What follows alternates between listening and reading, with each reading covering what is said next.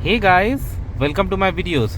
So guys, today in this video I'm going to show you how automated vacuum cleaners work at Canadian gas stations. So I have come to a gas station in order to put vacuum in my car. So you can see that, let me focus zoom, I'll show it from outside also, like $3 you get or 10 minutes. So you can pay in two ways. Either you put the coin here, then the machine is going to be activated, you take this pipe and vacuum everything, or else you can tap your card here, okay, and then you can use the machine again for 10 minutes. So I'm gonna go outside and do, okay, so stay with me.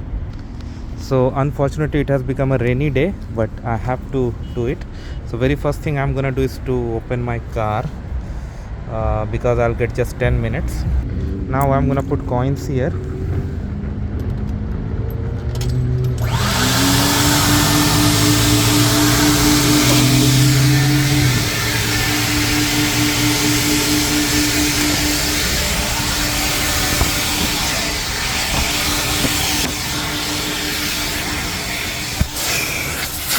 Now, like an ordinary vacuum cleaner, you can vacuum all the areas of your car.